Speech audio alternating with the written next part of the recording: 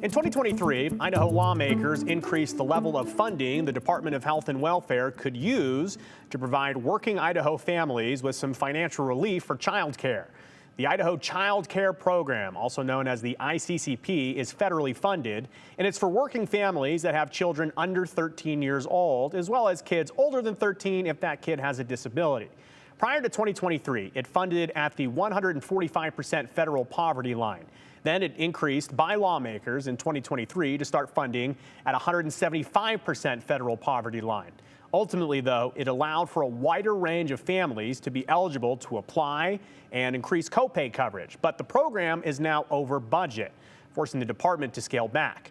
This week, new policies went into effect, including decreases in coverage and a pause in taking applications for the program.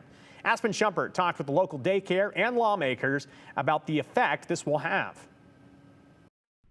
It was a big shock to hear, a really big shock. The owner of Little Peeps Daycare in Caldwell says she didn't have much time to process the email the Idaho Department of Health and Welfare sent to child care providers on Tuesday. The changes that were coming, and it wasn't coming in months, it was coming in 2 days. The department says they previously overshot what federal funding would cover, given the increased costs in child care, forcing quick changes for ICCP families. The projection of the 25% increase due to market rate, and also the number of children or families accessing the program, that increased dramatically.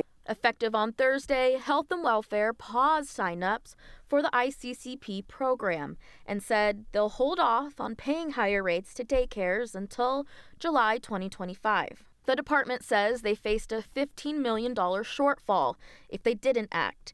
Even so, Thursday's changes still put them at a $3 million shortfall, impacting an estimated 400 to 600 Idaho families who rely on the help. It's hard for them. They are feeling overwhelmed. They are afraid that it's not going to cover enough. So this may crumble me as well, and not just families out there, but me as a provider. Turnbow says she wishes there was funding from somewhere else that could help with the shortfall. Senator Janie Ward Engelking, who's also on the Joint Finance Appropriations Committee, says there is. We have the ability to fix this problem with a supplemental in January sitting there that's to be used only for child care programs in some way or other. She says it's called a foregone balance, and if lawmakers pass a supplemental levy, the first part of the upcoming legislative session, the one-time payment could cover the $3 million shortfall. It could be used to help Idaho families this year, and then we address the problem and the program when we come back into session in January. Per my discussions with Senator Ward Engelking, it sounds like the department director, Alex Adams, does not want to use one-time money for ongoing deficiencies that the department would need to address later on. Senator Ward Engelking says she does agree that there needs to be reevaluations to eligibility requirements, but that could be something that could be addressed in the legislative session.